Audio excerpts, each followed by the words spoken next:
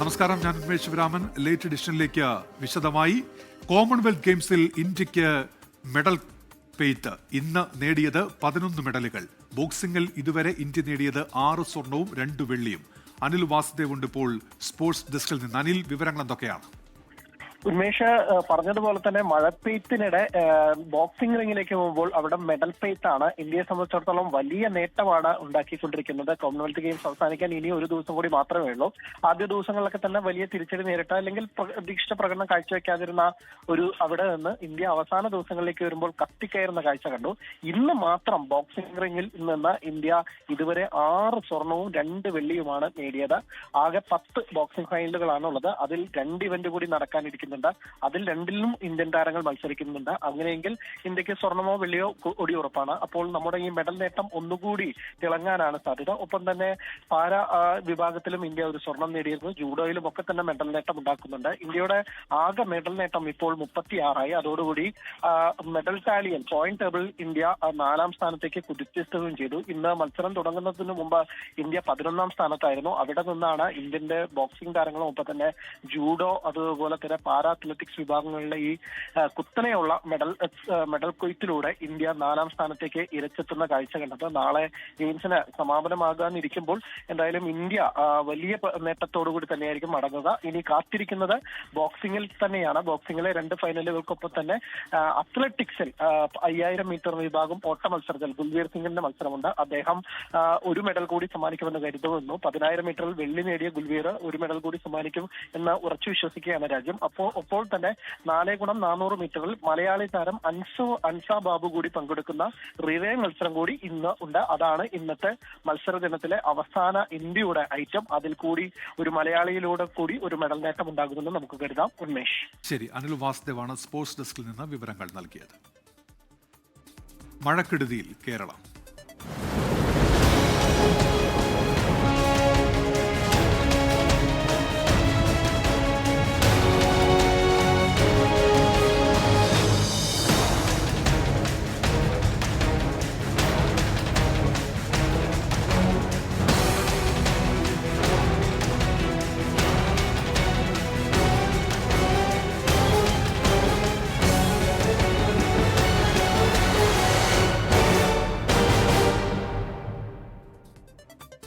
സംസ്ഥാനത്ത് മഴക്കെടുതിയിൽ 7 മരണം. കനത്ത മഴയെ തുടർന്നുണ്ടായ ഉരുൾപൊട്ടലിലും മണ്ണിടിച്ചിലും കോട്ടയം, ഇടുക്കി ജില്ലകളിൽ 4 പേർക്ക് ജീവൻ നഷ്ടമായി. കോട്ടയം വാകത്താനത്ത് വെള്ളക്കെട്ടിൽ വീണ് 11കാരൻ മരിച്ചു. മലപ്പുറം കൊണ്ടോട്ടിയിൽ 4 വയസ്സുകാരനും വണ്ടൂരിൽ 2.5 വയസ്സുകാരനും ഒഴുക്കിൽപ്പെട്ട് ജീവൻ നഷ്ടമായി. കോട്ടയം പൂഞ്ഞാർ പയ്യാനിത്തോട്ടത്തിൽ പുലർച്ചെ 2 മണിയോടെയുണ്ടായ ഉരുൾപൊട്ടലിൽ വീട് തകർന്നാണ് റജീനയ്ക്കും മകൻ ജോസഫിൻ ജോണിക്കും ജീവൻ നഷ്ടമായത്.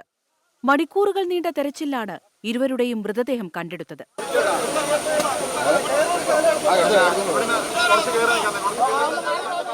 ഭയങ്കര ഒരു അവസ്ഥയായിരുന്നു.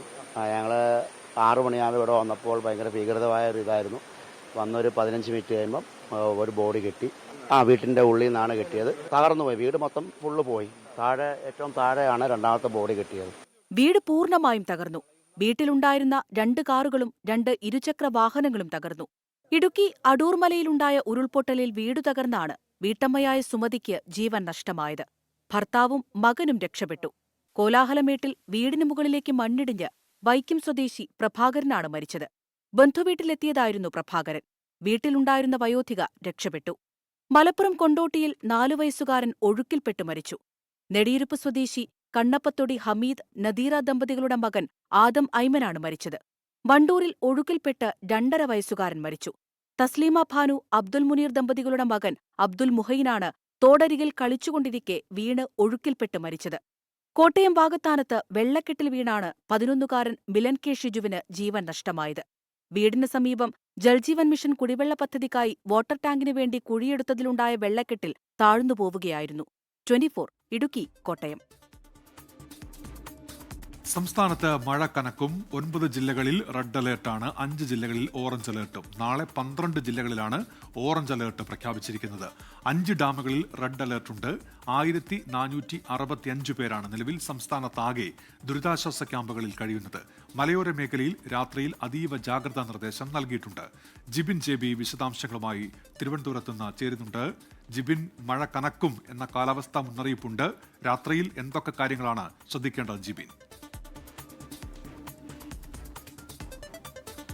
ഉന്മേഷ്, അടുത്ത 5 ദിവസത്തേക്ക് കൂടി കനത്ത മഴ സംസ്ഥാനത്ത് പെയ്യുമെന്നുള്ള ഒരു നിർദ്ദേശം തന്നെയാണ് ഇപ്പോൾ കേന്ദ്ര കാലാവസ്ഥാ നിരീക്ഷണ വകുപ്പ് മുന്നറിയിപ്പായി നൽകിയിരിക്കുന്നത്. കഴിഞ്ഞ ദിവസം അർദ്ധരാത്രിയോടുകൂടി ആരംഭിച്ച മഴ ഇപ്പോഴാണ് പല ജില്ലകളിലും ഒന്ന് ശമിച്ചിരിക്കുന്നത്. പക്ഷേ പല ജില്ലകളിലും, പ്രത്യേകിച്ച് പത്തനംതിട്ടയുടെ ഉൾപ്പെടെയുള്ള ജില്ലകളിൽ ഇപ്പോഴും മലയോര പ്രദേശങ്ങളിൽ മഴ തുടരുന്നു എന്നുള്ളത് ഒരു ആശങ്ക സൃഷ്ടിക്കുന്ന ഒരു സാഹചര്യം തന്നെയാണ്. അതുകൊണ്ട് തന്നെയാണ് ഇപ്പോൾ കാലാവസ്ഥാ നിരീക്ഷണ വകുപ്പ് അതീവ ജാഗ്രതാ നിർദ്ദേശം ഇന്ന് രാത്രി നൽകിയിരിക്കുകയും ചെയ്യുന്നത്. ഇന്നിപ്പോൾ 9 ജില്ലകളിൽ യെല്ലോ അലർട്ട്, 9 ജില്ലകളിൽ റെഡ് അലർട്ടാണ്. മറ്റ് 5 ജില്ലകളിൽ ഓറഞ്ച് അലർട്ടും.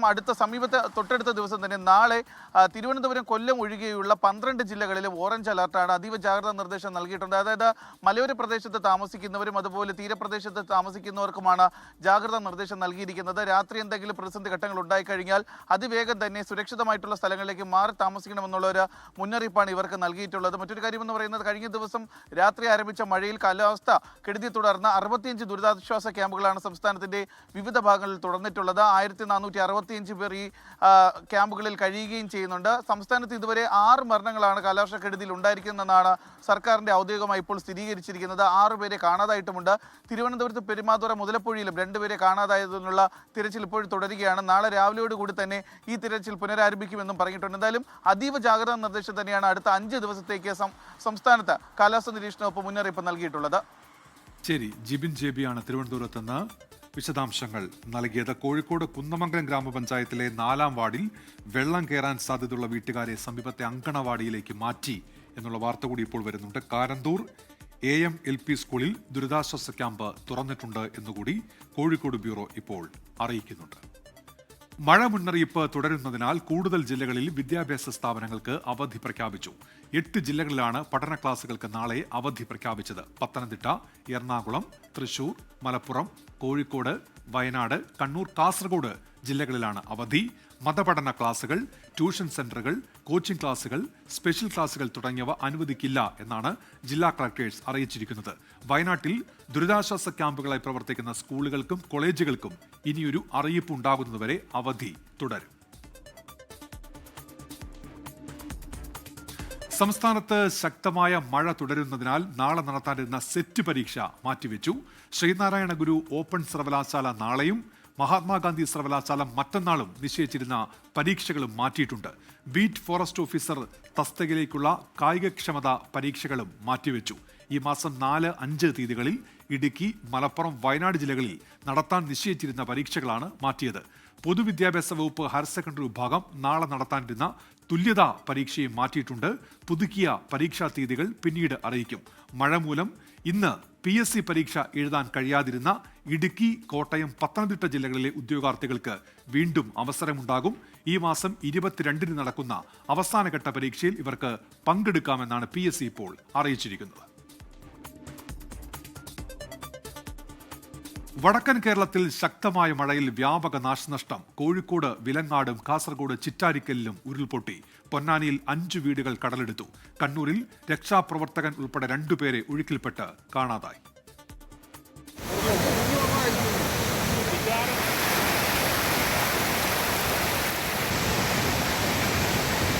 കാസർഗോഡ് ചിറ്റാരിക്കലിൽ തയ്യനി വായിക്കാനത്താണ് ഉരുൾപൊട്ടലും മലവെള്ളപ്പാച്ചിലും ഉണ്ടായത്.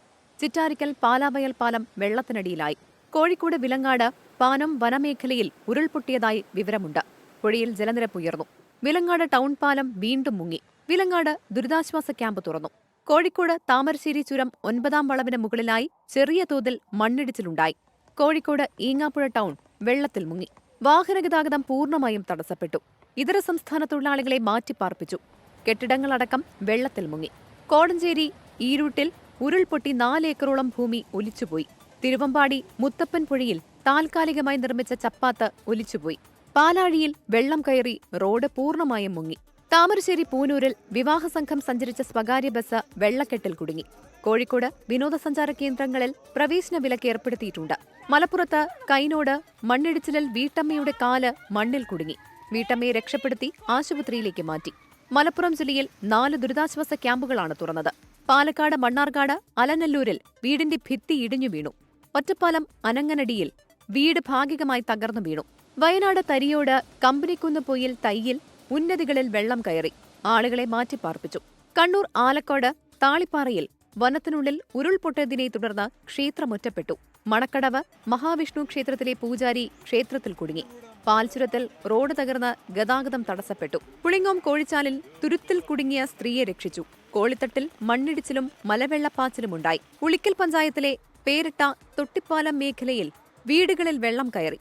8 കുടുംബങ്ങളെ സമീപത്തെ നൂറുൽ ഹുദ മദ്രസ കെട്ടിടത്തിലേക്ക് മാറ്റിപ്പാർപ്പിച്ചു. പേരാവൂർ തൊണ്ടിയിൽ പാലത്തിന് സമീപത്തുനിന്ന് ഒരാളെ പുഴയിൽ വീണ് കാണാതായി. 24 കോഴിക്കോട്. വാർത്തകൾ തുടരുന്നു. റെഡ് അലേർട്ട് തുടരുന്നതിനാൽ മധ്യ കേരളത്തിൽ രാത്രിയിലും കനത്ത ജാഗ്രതാ നിർദ്ദേശം. ഇടുക്കി, കോട്ടയം ജില്ലകളിൽ ഉരുൾപൊട്ടലിലും മണ്ണിടിച്ചിലും വ്യാപക നാശനഷ്ടമുണ്ടായി. റാന്നിയും പാലായും ഉൾപ്പെടെ നഗരങ്ങളിൽ വെള്ളം കയറി.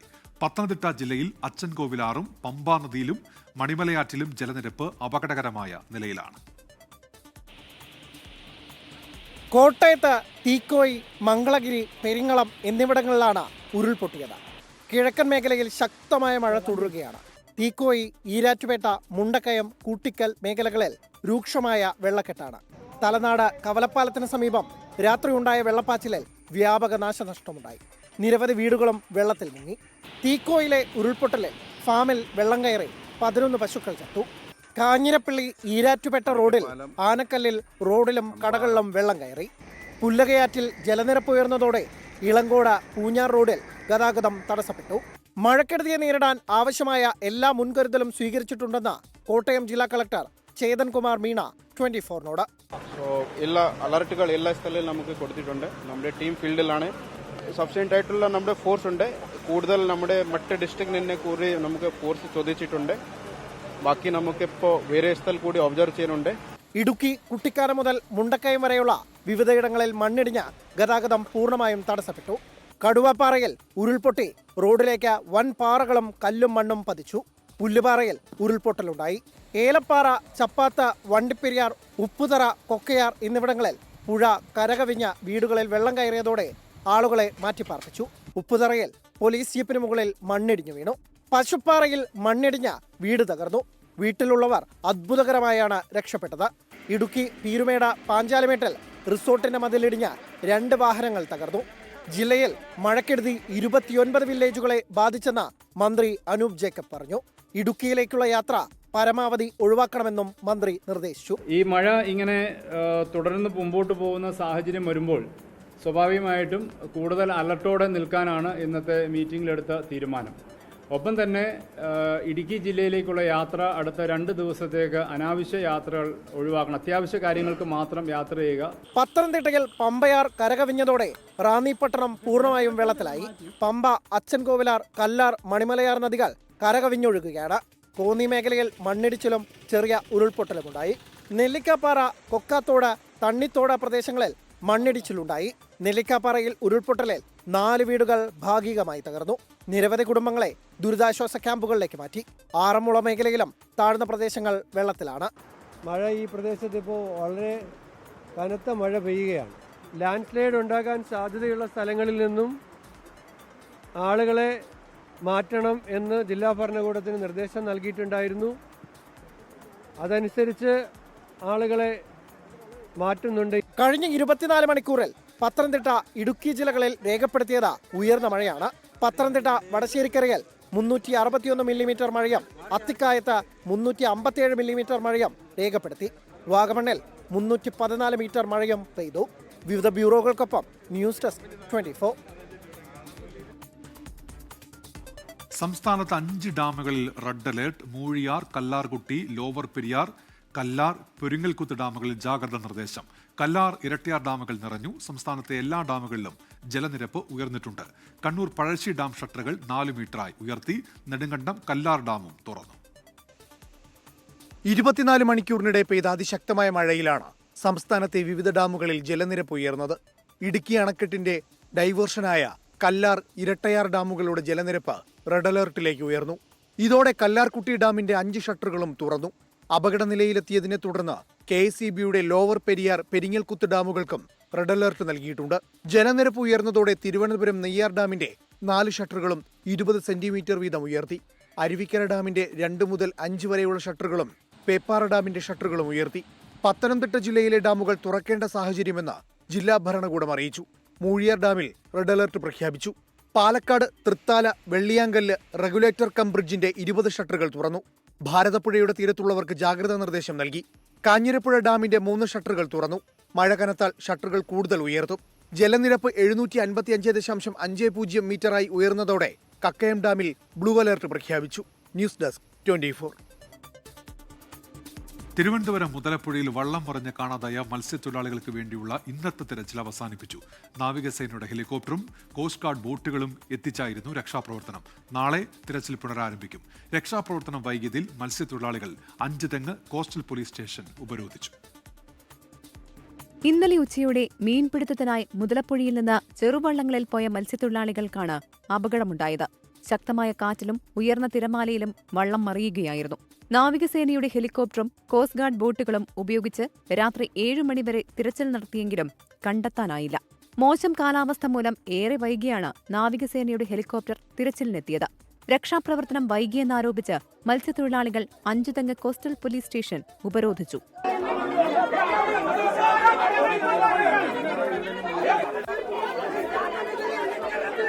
ഞാൻ ചോദിക്കട്ടെ, എത്രയോ ജീവൻ പോയി, ഇനിയും ജീവൻ പോവോന്നറിയാം. എന്തുകൊണ്ട് ഇവർ ഈ മഴയും കാറ്റ് വന്നപ്പോ ഒരു കോസ്റ്റ് ഗാർഡിന്റെ കപ്പൽ ഇട്ടില്ല?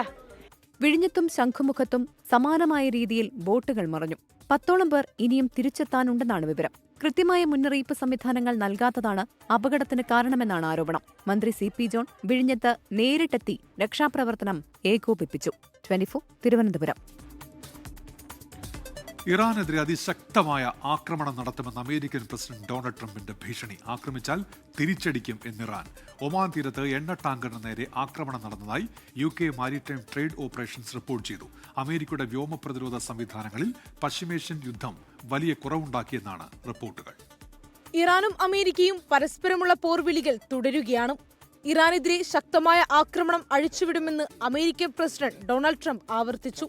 ഇറാന്റെ അടിസ്ഥാന സൗകര്യങ്ങൾക്കെതിരെ അമേരിക്കയും ഇസ്രയേലും ആക്രമണം നടത്തിയാൽ കനത്ത തിരിച്ചടി നൽകുമെന്നും പ്രത്യാക്രമണത്തിനായി സമഗ്ര പദ്ധതി തയ്യാറാക്കിയിട്ടുണ്ടെന്നും ഇറാൻ പ്രതികരിച്ചു. അതിനിടെ ഒമാൻ തീരത്തുനിന്നും 20 കിലോമീറ്റർ അകലെ ഒരു എണ്ണക്കപ്പലിന് നേരെ ആക്രമണം ഉണ്ടായതായി UK maritime trade operations report ചെയ്തു. എഞ്ചിൻ റൂം നശിപ്പിക്കപ്പെട്ടതിനാൽ കപ്പൽ കടലിൽ നിയന്ത്രണരഹിതമായി നീങ്ങുകയാണ്. ആളപായം റിപ്പോർട്ട് ചെയ്തിട്ടില്ല. പശ്ചിമേഷ്യൻ യുദ്ധത്തെ തുടർന്ന് അമേരിക്കയുടെ കൈവശമുണ്ടായിരുന്ന 2300 വ്യോമ പ്രതിരോധ പാട്രിയറ്റ് മിസൈലുകളുടെ എണ്ണം 827 ചുരുങ്ങിയതായി റിപ്പോർട്ട്. അതിനിടെ ബാബൽ മന്ദേബ് കടലിടുക്കിലൂടെ സഞ്ചരിക്കുന്ന കപ്പലുകൾക്ക് ടോൾ ഏർപ്പെടുത്തില്ലെന്ന് ഹൂതികൾ വ്യക്തമാക്കി. ഇറാനെതിരെയുള്ള നാവിക ഉപരോധത്തിനിടെ ഇതുവരെ 30 കപ്പലുകൾ വഴിതിരിച്ചുവിട്ടതായി US സെൻട്രൽ കമാൻഡ് അറിയിച്ചു. International desk 24. PMC പദ്ധതിയുമായി മുന്നോട്ട് പോകാൻ തീരുമാനിച്ച UDF സർക്കാർ ജനങ്ങളോട് മാപ്പ് പറയണമെന്ന് പ്രതിപക്ഷ നേതാവ് പിണറായി വിജയൻ. PMC പദ്ധതി BJP ഡീലിന്റെ ഭാഗമാണെന്ന് പറഞ്ഞവർ ഇപ്പോൾ പദ്ധതി അംഗീകരിക്കുന്നത് ഏത് ഡീലിന്റെ ഭാഗമെന്നും പിണറായി വിജയൻ ചോദിച്ചു. PMCയിലെ നിലപാട് മാറ്റം വഞ്ചനയാണെന്ന് സമസ്ത AP വിഭാഗം മുഖപത്രം സിറാജിന്റെ വിമർശനം. പ്രതിപക്ഷത്തിരിക്കെ വിമർശിച്ച PMC പദ്ധതിയിലെ UDFന്റെ നിലപാട് മാറ്റം തുറന്നു കാട്ടുന്നതായിരുന്നു പിണറായി വിജയന്റെ വാർത്താസമ്മേളനം. ഭരണത്തിലെത്തിയപ്പോൾ മുഖ്യമന്ത്രിയും മുസ്ലിം ലീഗും മറുകണ്ഠം ചാടിയെന്നായിരുന്നു പിണറായിയുടെ പരിഹാസം. സ്വന്തം അണികളെ പിന്നിൽ നിന്ന് കുത്തുന്ന നിലപാടാണ് കോൺഗ്രസും ലീഗും സ്വീകരിച്ചത്. ഇക്കാര്യത്തിൽ ജനങ്ങളോട് മാപ്പ് പറയണമെന്നും പിണറായി വിജയൻ ആവശ്യപ്പെട്ടു. മെയ് 4 മുൻപ് നമ്മുടെ സംസ്ഥാനത്തെ LDFും BJPയും തമ്മിലുള്ള ഡീലിൻ്റെ ഭാഗമാണ് PMC എന്ന് പറഞ്ഞവർക്ക് അതിനുശേഷം PMCയെ അംഗീകരിക്കുമ്പോൾ അതേത് ഡീലിൻ്റെ ഭാഗമാണ്? അവർക്ക് തന്നെ സ്വയം ചാർത്തി കിട്ടുന്ന വിശേഷണം എന്താണ്? PMC പദ്ധതിയിൽ പൂർണ്ണമായും സംഘപരിവാറിന് വിധേയപ്പെടുന്ന സമീപനമാണ് സർക്കാർ സ്വീകരിക്കുന്നതെന്നും പ്രതിപക്ഷ നേതാവ് വിമർശിച്ചു. PMC പദ്ധതിയിലെ UDF നിലപാടിൽ രൂക്ഷ വിമർശനവുമായി സമസ്ത AP വിഭാഗത്തിന്റെ മുഖപത്രം രംഗത്തെത്തി. നിലപാട് മാറ്റം രാഷ്ട്രീയ വഞ്ചനയെന്നാണ് കാന്തപുരം വിഭാഗത്തിന്റെ മുഖപത്രമായ സിറാജിലെ വിമർശനം. 24 തിരുവനന്തപുരം. കോഴിക്കോട് ബീച്ച് ഫയർ സ്റ്റേഷന് നഗരത്തിൽ തന്നെ താൽക്കാലിക കെട്ടിടം അനുവദിച്ച് കോഴിക്കോട് കോർപ്പറേഷൻ. നഗരത്തിൽ വലിയ തീപിടുത്തം ഇടയ്ക്കിടെ ഉണ്ടാകുന്നതിനിടെ ബീച്ച് ഫയർ സ്റ്റേഷൻ മീൻചന്തയിലേക്ക് മാറ്റിയത് വലിയ പ്രതിഷേധത്തിന് ഇടയാക്കിയിരുന്നു. കോഴിക്കോട് നഗരത്തിൽ പ്രവർത്തിച്ചു വന്നിരുന്ന ബീച്ച് ഫയർ സ്റ്റേഷൻ കെട്ടിടം കാലപ്പഴക്കം മൂലമാണ് മീൻചന്തയിലേക്ക് മാറ്റിയത്. ഇതോടെ തീപിടുത്ത സാധ്യത ഏറെയുള്ള മിഠായി തെരുവ്, വലിയങ്ങാടി, പാളയം തുടങ്ങിയ പ്രധാന വാണിജ്യ കേന്ദ്രങ്ങളിലേക്ക് അടിയന്തര സാഹചര്യത്തിൽ ഫയർഫോഴ്സിന് വേഗത്തിൽ എത്താൻ കഴിയാത്ത സ്ഥിതിയാണ്. പകരം സംവിധാനം കാണാതെ ഫയർ സ്റ്റേഷൻ മാറ്റിയത് വ്യാപാരികളുടെ കടുത്ത പ്രതിഷേധത്തിന് ഇടയാക്കി. ഇതോടെയാണ് കോർപ്പറേഷന്റെ തിരുത്തൽ നടപടി. പഴയ കോർപ്പറേഷൻ ഓഫീസ് കെട്ടിടത്തിന് പിന്നിലായി പ്രവർത്തിക്കുന്ന 2 ഓഫീസുകളിലായാണ് ബീച്ച് ഫയർ സ്റ്റേഷന് താൽക്കാലിക സൗകര്യം ഒരുക്കിയത്. കോഴിക്കോട് കോർപ്പറേഷന്റെ തന്നെ പഴയ കെട്ടിടമുണ്ട്. കോർപ്പറേഷൻ്റെ ആ കെട്ടിടത്തിന് പിറകിലായി ഒരു പുതിയ കെട്ടിടം ഞങ്ങൾ നിർമ്മിച്ചിരുന്നു. ആ ഹാളിൽ, വലിയ ആഫീസായി പ്രവർത്തിക്കുന്ന ഹാളിൽ ഫയർ സ്റ്റേഷൻ്റെ ആഫീസ് പ്രവർത്തനത്തിനും അതുപോലെ അവരുടെ ജീവനക്കാർക്ക് താമസിക്കാനുള്ളൊരു സൗകര്യം ഒരുക്കണമെന്നാണ് കണ്ടിട്ടുള്ളത്. ഈ മാസം 21 കെട്ടിടം പ്രവർത്തന സജ്ജമാകുമെന്നാണ് കോർപ്പറേഷന്റെ വാദം. 24 കോഴിക്കോട്. വീണ്ടും വാർത്തകളിലേക്ക്. മലപ്പുറം പൊന്നാനിയിൽ കടലാക്രമണം രൂക്ഷം. 5 വീടുകൾ കടലെടുത്തു. വെളിയങ്കോട്, പാലപ്പെട്ടി എന്നിവിടങ്ങളിലെ വീടുകളാണ് കടലെടുത്തത്. ഗോകുൽ കെ വേണുഗോപാൽ ചേരുന്നുണ്ട് വിവരങ്ങളുമായി. ഗോകുൽ, വിശദാംശങ്ങൾ എന്തൊക്കെയാണ്? ഉമേഷ്, ഇന്നലെയും ഇന്നുമായാണ് ഈ കടലാക്രമണത്തിൽ 5 വീടുകൾ കടലെടുക്കുന്ന ഒരു സാഹചര്യം ഉണ്ടായിട്ടുള്ളത്. കിളർപ്പള്ളി, വെളിയങ്കോട്, പാലപ്പെട്ടി എന്നിവിടങ്ങളിലെ വീടുകളാണ് കടലിലെത്തിയിട്ടുള്ളത്. കിളർപ്പള്ളിയിലെ 3 വീട്, വെളിയങ്കോട് 1, പാലപ്പെട്ടിയിൽ 1 എന്നിങ്ങനെയാണ് കണക്ക്. അതിലൊരു വീട്ടിൽ മാത്രമേ ആളുണ്ടായിരുന്നുള്ളൂ. കഴിഞ്ഞ ദിവസങ്ങളിലൊക്കെ ഇത്തരത്തിൽ കടലാക്രമണം രൂക്ഷമായിരുന്ന സാഹചര്യത്തിൽ ആളുകളോട് മാറി താമസിക്കാൻ പറഞ്ഞിരുന്നു. അങ്ങനെ ആളുകളൊക്കെ ബന്ധുവീടുകളിലെ വാടക വീടുകളിലൊക്കെ താമസിക്കുന്നുണ്ടായിരുന്നു. അതിനാൽ വലിയ ജീവനഷ്ടമൊന്നും ഉണ്ടായിട്ടില്ല എന്നുള്ള ആശ്വാസം നൽകുന്ന കാര്യമാണ്. ഈ കടൽഭിത്തി ഇല്ലാത്തതാണ് ഇത്തരത്തിൽ കടലാക്രമണം രൂക്ഷമാവാൻ കാരണമെന്നാണ് നാട്ടുകാർ പറയുന്ന പരാതി. ആ മേഖലയിലുള്ള ആളുകളെ ഇപ്പോൾ ബന്ധുവീട്ടുകളിലേക്ക് മാറി താമസിപ്പിക്കേണ്ട ഒരു സാഹചര്യമാണ് ഉന്മേഷ് ഇപ്പോൾ നിലവിലുള്ളത്. ശരി, ഗോകുൽ കെ വേണുഗോപാലാണ് വിവരങ്ങൾ നൽകിയത്. ഇതോടെ ലേറ്റ് എഡിഷൻ പൂർത്തിയാകുന്നു.